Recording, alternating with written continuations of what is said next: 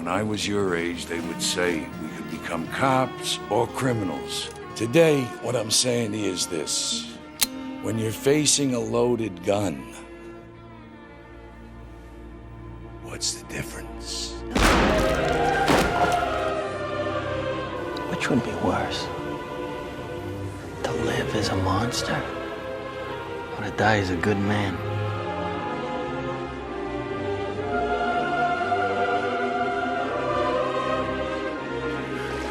Please, God!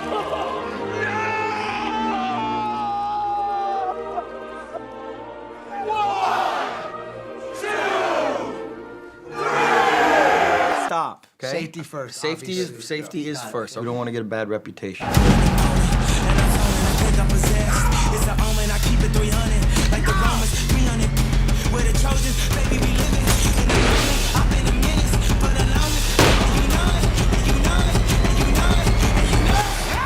How the fuck am I funny? What the fuck is so funny about me? Tell me. Tell me what's funny. Get the fuck out of here, Tommy. You motherfucker! I almost had him! I almost had him!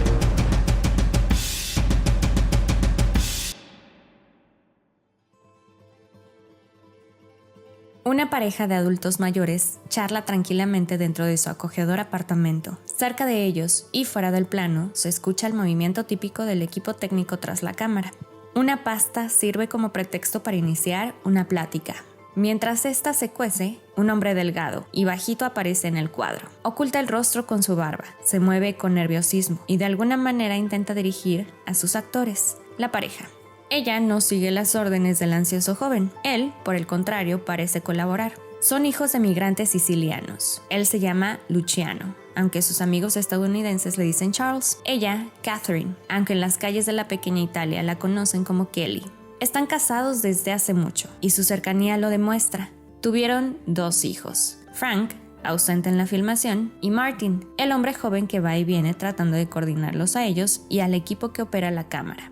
Son la familia Scorsese. Hablan sobre la herencia cultural que los migrantes han dejado en Nueva York. Platican sobre sus costumbres mientras su hijo los mira con atención, aunque después, hacia el final del metraje, pasa a formar parte de su dinámica.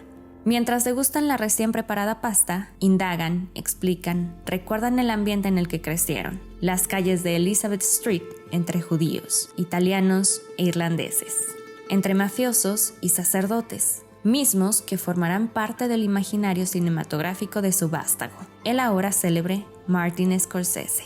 Si bien Italian American no es la ópera prima del cineasta, es un documento pertinente para descubrir el porqué de sus escenarios y temáticas. En la cinta se condensa la pasión de Scorsese por sus espacios, por los modos en los que sus personajes entregan las líneas, por la manera en que la cámara decide explorarlos. Ahí se encuentra la raíz de un estilo. También se ve que la capacidad narrativa la trae en las venas. Su madre revela ser una virtuosa para estructurar historias, como lo atestigua la siguiente anécdota. I remember one time we had a fig tree. I used to love fig trees, and my mother couldn't stand them. Yeah? In the wintertime, you had to cover them very, very well, otherwise they froze. One winter, when he did climb up, he was getting old. He fell off the ladder, and he got hurt. And my mother was so angry. She says to him, I hope those fig trees die. I hope they never bloom again. She says, and then, of course, my mother became ill, and the next winter she passed away, and trees never bloomed anymore. It was just like she took them with her, and that was that.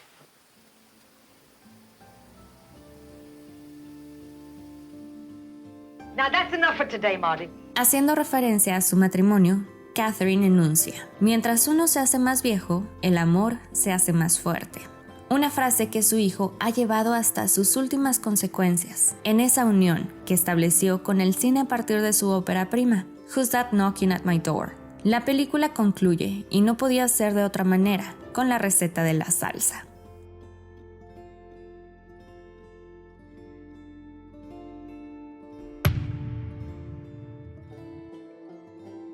I just thought it was going to be a film that ultimately might be on a shelf, but we thought it was pretty accurate for that way of life to be shown on film in a different way, the street level, not on the upper levels like The Godfather, but street level, what I knew.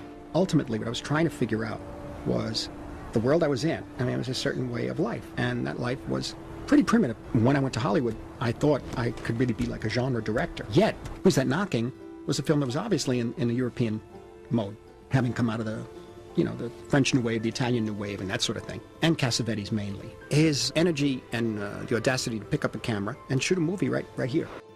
Uno de los rasgos principales de Martin es su cinefilia, misma que le llevó a participar en un viaje en el que hace una revisión de la cinematografía estadounidense, así como incursionar en labores de preservación de archivos fílmicos.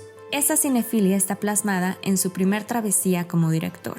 Who's That Knocking es debut y trabajo estudiantil a la vez. Es forma y experimento, es escuela y audacia, motivado por el arrojo independiente de Cassavetes e influenciado principalmente por Antes de la Revolución de Bernardo Bertolucci. Scorsese tardó 3 años en completar la filmación.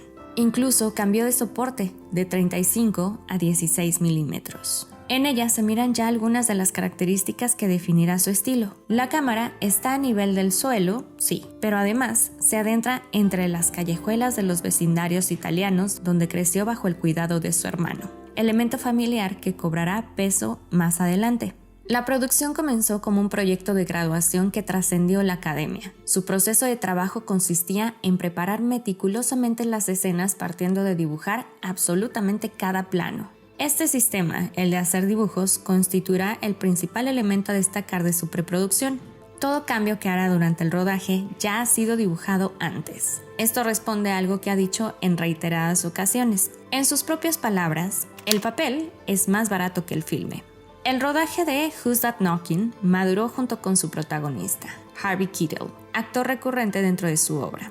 Si bien el costo de la cinta, alrededor de $75,000, restringió en gran medida las posibilidades de su director, Scorsese ya daba cuenta de una malicia en lo que refiere a la posición de la cámara. Destaca la escena de la banca o la fantasía de J.R., su protagonista, en donde la cámara se libera del tripié y circunda a los actores. Los planos cerrados y la coreografía recuerdan a otros ejercicios como Faces, del ya citado John Cassavetes. Dicha escena se hizo sin guión, pero estuvo dibujada en su totalidad en storyboards. También, en la película había ya varias referencias al catolicismo, mismas a las que recurrirá el cineasta constantemente. Si bien su debut no le hizo despuntar, sí queda como testigo de quien será considerado por muchos como el mejor cineasta de una de las generaciones más destacadas en la historia del cine estadounidense. Y a pesar de sus imperfecciones, fue una obra financiada fuera de un sistema, autobiográfica, y de la cual Martin aprendería muchísimo. Tendría que llegar otro joven que creció en un ambiente similar al de Martin, y un guionista que vivió una crisis que casi le lleva a la muerte para plantarse de lleno como uno de los directores más interesantes de la década de los 70.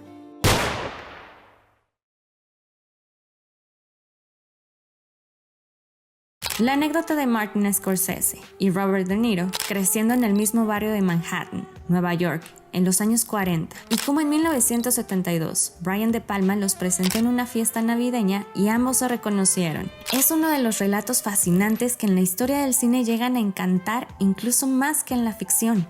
Aquel apretón de manos o la forma de amabilidad que selló el encuentro sería el inicio de una relación profesional y de amistad que derivó en una de las duplas que ha despertado más expectativas desde Taxi Driver, película fundamental no solo para comprender el cine estadounidense de la época, sino varias de las formas en las que hasta la actualidad directores retratan las disonancias del individuo en sociedad. Aunque la suma de ambos talentos, uno como cineasta y el otro como actor, comenzó 3 años antes en Mean Streets, para un resultado brillante que despuntará la carrera de Scorsese más que la de De Niro, quien ya había ganado el Oscar por El Padrino 2.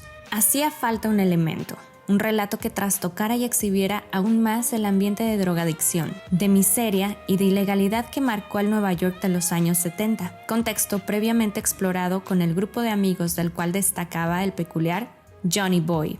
Para lograr las bases que sostendrían su película más icónica, Scorsese recurriría a la naturaleza de uno de sus primeros trabajos, el cortometraje The Big Shave, realizado en 1968 todavía en su faceta de estudiante de cine, y cuyo único personaje encuentra en la violencia la forma de liberar la presión anímica que habita en su cuerpo. El detalle está en la relación de tal violencia con la corporalidad del protagonista, una de las claves en la trama de Travis Bickle. La pieza que nutrió la fórmula fue un hombre que había atravesado un estado de autodestrucción en la ciudad de Los Ángeles, California, a partir de sus fallidas relaciones sentimentales, una incierta situación laboral y deudas económicas. Paul Schrader cayó en depresión, la cual se manifestó en un deambular cada noche por la ciudad a bordo de su coche, consumir solamente alcohol y ver pornografía.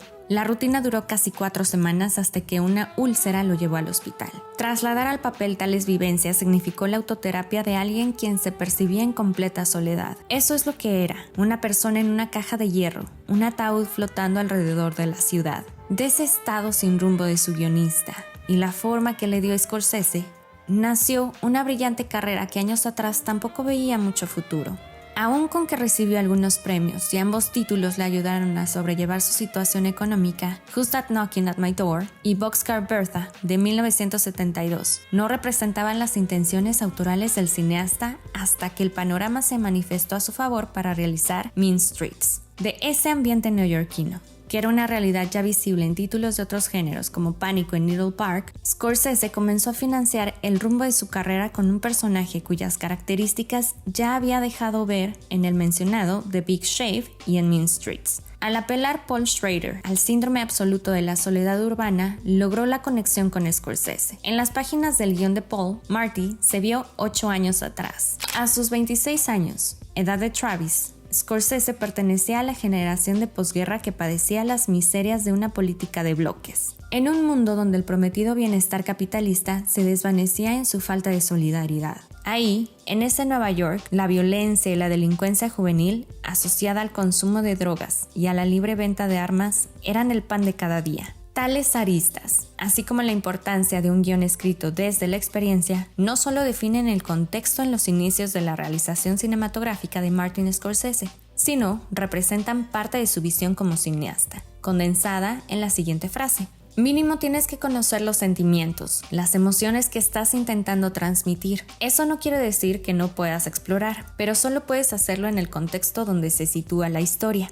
No está de más detenernos en la gran diferencia que Scorsese hace entre un director y un cineasta. Para él, un director se limita a interpretar, una actividad en la cual el realizador solo fotografía el guión, como él mismo lo ha expresado. Sin embargo, el cineasta adopta el material para conseguir que, a pesar de todo, se deje ver una visión personal. Scorsese está muy seguro de lo que es, un cineasta con todas las letras. Cada uno de los guiones que han llegado a sus manos los ha potenciado a partir de sus convenciones. Enfocándonos en Taxi Driver, tenemos el argumento de un hombre que encuentra en la violencia el medio para materializar el posible sentido de su vida, la venganza, y Scorsese lo convierte en la historia de un hombre que va de la indiferencia a la desesperanza, de la depresión al desborde de impulsos, de la obsesión a la violencia. A partir de esta visión, ha unificado diversos relatos a favor de una filmografía de autor.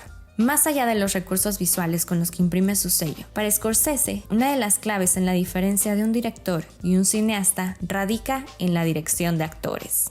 En Taxi Driver lo demuestra especialmente con Robert De Niro, un trabajo basado en la ponderación de lo corporal y de la mirada. Travis es un observador, lo enuncia con su propia voz, pero la maestría de Scorsese radica en que no se queda en el nivel del diálogo, sino que se vale del uso de la cámara para reforzarlo. Los movimientos de la cámara están al servicio de tal contexto, y al momento que acompañan los pasos de Travis, evidencian esa suciedad. Robert De Niro encarna ese cúmulo de características. Cubre su cuerpo con armas, representando a un país que necesitaba hacer frente a las políticas, a las calles y al otro.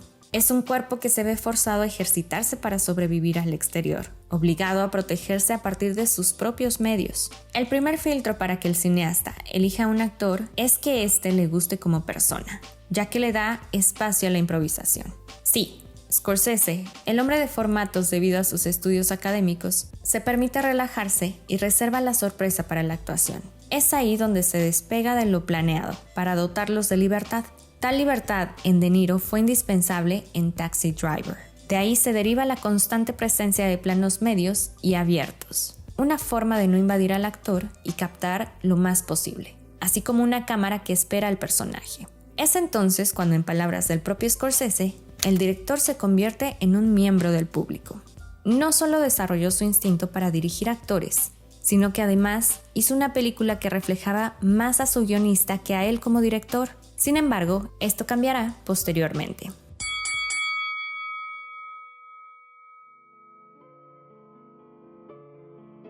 La adicción a las drogas marcó su periodo posterior a New York, New York. El director estaba perdido, sin encontrar temas que le llenaran el alma. Estaba dispuesto a dejar su carrera o migrar a otros géneros como el documental. Durante dicha etapa, De Niro le presionó para dirigir Toro Salvaje, a partir del demandante régimen al que se sometería para representar a Jake LaMotta. Marty, solo tengo 2 años para hacerle sufrir esto a mi cuerpo, decía el actor, que se encaminaba a sus 40. El propio Scorsese cuenta que aquello que lo orilló a aceptar el trabajo fue que encontró entre las páginas de su guión lo mismo a lo que se había enfrentado. Crisis, la del boxeador, la del cineasta. Esa película hablaba de mí, declaró posteriormente. Durante uno de los entrenamientos de De Niro, descubrió que la posición de la cámara al registrar las peleas de box era plana, sin ningún tipo de propósito más que el de reflejar la fatiga de los pugilistas. Optó por diseñar una puesta en cámara distinta para cada combate. Nuevamente, dibujó cada detalle, y el resultado es un trabajo inmejorable. Sus imágenes son irrepetibles, únicas, brillantes, y además están encadenadas a su narrativa. Cada una responde al estado psicológico de su protagonista. Michael Chapman, el fotógrafo del filme, logró algo que aún hoy no se ha igualado, y de ahí, de la decadencia de su protagonista. En concreto, de la última escena se desprendió su siguiente trabajo, El Rey de la Comedia. Pero antes de avanzar, habría que destacar el elemento principal en Toro Salvaje, la relación entre los hermanos LaMotta. Una de las principales anécdotas en la vida de Scorsese es su fragilidad durante la infancia. Era bajito, delgado y asmático. En su andar entre las calles de Little Italy, estuvo bajo la protección de su hermano mayor, Frank. Dicha relación, la que surge entre hermanos, la ha representado en numerosas ocasiones. De las pandillas que se forman en Mean Streets a estructuras más complejas como la mafia representada en Goodfellas o pandillas de Nueva York, o por qué no decirlo, simple y llanamente entre 2 personajes, como es el caso de Shooter Island, Silence, la citada Raging Bull o su película más reciente, The Irishman, en donde otro Frank, en este caso Sheeran, establece una hermandad con Ross Bufalino y Jimmy Hoffa. Dicha vinculación, evidentemente masculina, conduce a uno de los ejes temáticos dentro de su filmografía, la traición. La hermandad se ve afectada. El traidor es culpable y se sumerge en esta culpabilidad a la que vendrá o no la expiación. Término religioso que cabe con todas sus letras en la mayoría de las películas de Scorsese. Él mismo lo ha mencionado, que de la religión se quedó con la culpabilidad que yace en ella, algo inherente a su cine que ha llegado hasta la última de sus películas. El triángulo conformado por Sheeran, Bufalino y Hoffa surge y se resuelve de la misma forma. Los vínculos, sean sanguíneos o no, están para romperse. En Tierra de Hombre, la mujer pasa a segundo plano. En su cine escasean las protagonistas femeninas. La excepción es Alice Doesn't Live Here Anymore.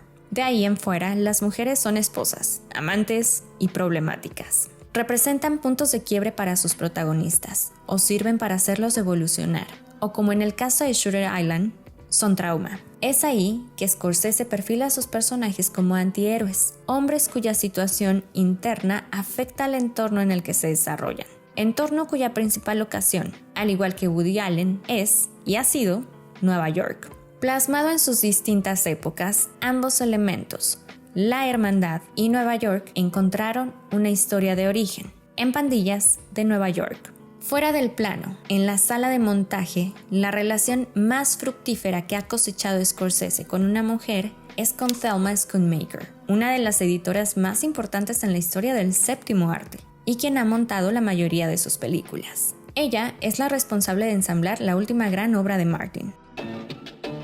The very first thing I ever edited was Martin Scorsese's Who's That Knocking at My Door, his first feature film. He had shot half of it when he was a student, and then those of us who met at NYU and then went on to make documentaries and other films in New York City volunteered to help him finish it. Everybody doing everything. Marty taught me everything I ever knew about editing on that film. How to build a scene between two actors, for example. When do you use a close-up? When do you use a medium shot? How long do you hold on one actor as opposed to the other? And that way you begin to build character and a dynamic relationship between the two actors. But the great thing was that he was teaching me truly classic filmmaking, and that is about going for the truth all the time.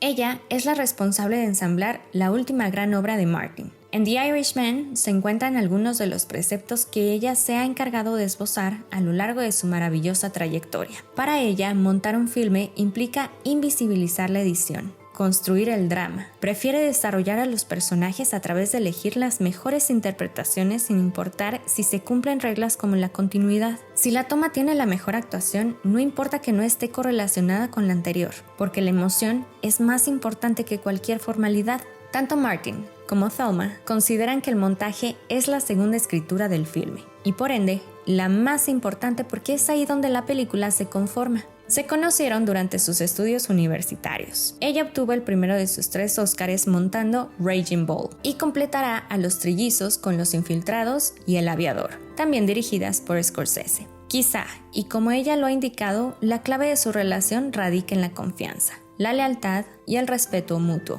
En The Irishman, el montaje que propone la editora corta sobre frases, establece paralelismos, construye un ritmo que si bien nunca es vertiginoso, sí se acelera conforme Sheeran se inmiscuye en la vida de Jimmy Hoffa. Otra secuencia que va de la mano con otro de los temas recurrentes de Martin brilla por su montaje. Esta es la secuencia de las masculinidades. En ella, Hoffa se mide el orgullo, casi literalmente con Tony Provenzano. El ver quién es más poderoso, o como se dijera en el argot popular, quién la tiene más larga, conduce a una secuencia de montaje brillante que incluye un auto que explota al ser encendido. La secuencia propone un montaje que reitera situaciones violentas. Esta concluye con la esposa de Jimmy Hoffa a punto de arrancar su vehículo. La mujer acerca la mano a la llave. El plano extiende su duración. ¿Explotará al ser encendido? Esta emoción se inserta en el espectador por medio del corte, de la duración del plano, de la reiteración, herramientas, todas ellas, del montaje. El cine de Scorsese no sería tal sin el entendimiento de Schoonmaker para ensamblar filmes. The Irishman es la cúspide de un realizador que tiene más de 20 ficciones, 10 documentales e incluso series de televisión. Y a todo aquello hay que sumar la última de sus pasiones, la música. Scorsese declaró acá Here's to Cinema: no puedo imaginar mi vida, o la de alguien más, sin música. Es como una luz en la oscuridad que jamás se apaga. Esta impulsa la energía de las escenas e influye en sus rodajes. Scorsese dirige la acción acorde al ritmo que va a utilizar partiendo de la música. Las letras son utilizadas de forma irónica y además ha colaborado con algunos de los compositores más destacados como es Bernard Herrmann en Taxi Driver. Quizás su uso de la música está condensado en una frase de Stanley Kubrick que caló profundamente en él. En palabras de Kubrick, la combinación de imágenes y música es lo más poderoso que hay en el cine. Y todo culmina en una secuencia de montaje final. Frank Sheeran, viejo, aguarda en un asilo. El FBI con una frase lapidaria le cuestiona: ¿a quién proteges? Todos han muerto. La religión, la mafia, la familia, todo para ese momento ha llegado a su fin. Lo único que se mantiene es el orgullo de permanecer, una eternidad frágil, en donde puede ser Jimmy Hoffa y ser olvidado. Ese cierre bien podría ser el final de una trayectoria notable, de un director que mantuvo su esencia aunque trabajó con grandes estudios. Es su obra magna por condensar su estilo y también por reflexionar sobre aquello de lo que no había reflexionado a profundidad antes: la vejez, la muerte y la trascendencia.